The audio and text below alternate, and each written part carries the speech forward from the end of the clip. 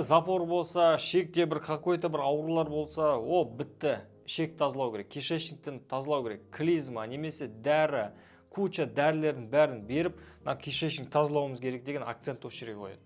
Мына аурудың өзімен емес, бізге причинасымен күресу керек. Бұл ауруды не туғызып жатыр? Бұл ауруды туғызып жатқан сізде мына өт жолы, өт сұйықтығы. Неге өт сұйықтығы? Өйткені өт сұйықтығының бактериоцидті қасиеті бар. Яғни егер де мына өтіңіз дұрыс болмайтын болса, сізде мына кишечникпен проблема болады. Бактерия көбейеді, запор пайда болады, пневматоз, запоры, мына жерде геморрой пайда болуы мүмкін. Сондықтан да біз бірінші мына өт сұйықтығын дұрыстауымыз керек. Егер өт сұйықтығын дұрыстайтын болсаңыздар, мына жердегі аурулар болмайды. Өйткені өт сұйықтығының иммунный системаға қатысы бар, көптеген бас аурулар, ұйқы без ауруларына, бауыр ауруларына қатысы бар. Сол үшін біз мына причинаны құртатын болсақ, бізде мына аурулардың барлығы болмайтын болады.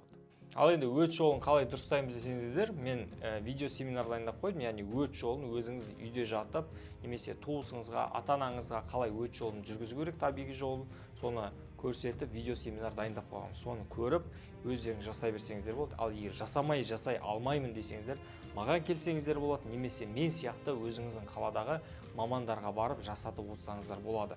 Сол кезде сізде табиғи өз-өзіңізді емдеу процесі басталады.